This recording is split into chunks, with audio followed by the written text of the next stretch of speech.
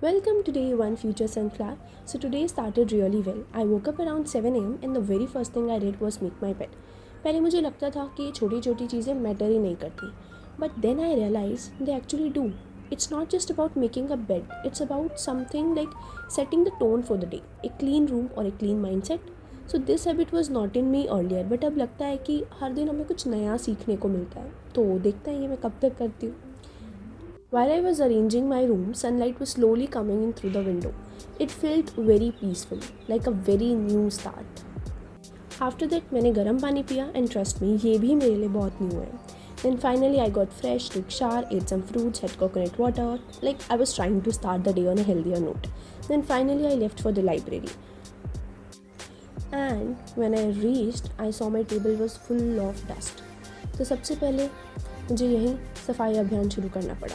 मैंने टेबल साफ़ की and it felt very symbolic clearing the dust off not just the table but your mind too. After that, I set up everything like books, bottle, planner, all ready for the day. I reached around 8:45 a.m. I guess, and my target for the day was to study पूरा 10 hours, जो कि मैंने कभी नहीं किया है. बस मैंने लिख दिया ऐसे ही कुछ भी लिख दिया 10 hours पढ़ूँगी. So I wrote down my task. थोड़ा एम्बिशियस तो था ही, जैसे 10 घंटे, बट थोड़ा पुश तो होना ही चाहिए ना. मतलब अगर नहीं भी हो पाता है 10 घंटे तो क्या हुआ, टारगेट तो बड़ा रख सकते हैं. एटलीस्ट दिखता तो है ना कि आपको पूरे दिन में करना क्या है. इतना सारा टास्क है तो टाइम वेस्ट करने से पहले आप सोचते भी हो कि यार अभी तो इतने आवर्स रह रहे हैं, अभी तो इतने आवर्स रह रहे हैं, मैं इतना टाइम नहीं वेस्ट कर सकता. तो यही मेरे साथ भी हुआ. खैर, my first session started around 9 a.m. and honestly the very first few minutes are always very tough for me. Like mind does not want to focus. But जैसे मैंने स्टार्ट किया, everything started flowing.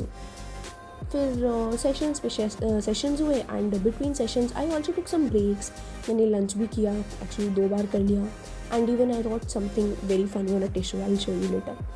मतलब वो एक छोटा सा note है to my self, वो मैंने ऐसे ही लिख दिया था. मतलब रैंडमली टिश्यू रखा था, मैं पेन से स्केच करने लग गई उस पर.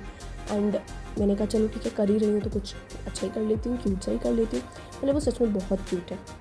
काइंड ऑफ ऐसा है कि maybe some day when I look back मैं उस पर स्माइल जरूर करूँगी. देखो कितना क्यूट था ना.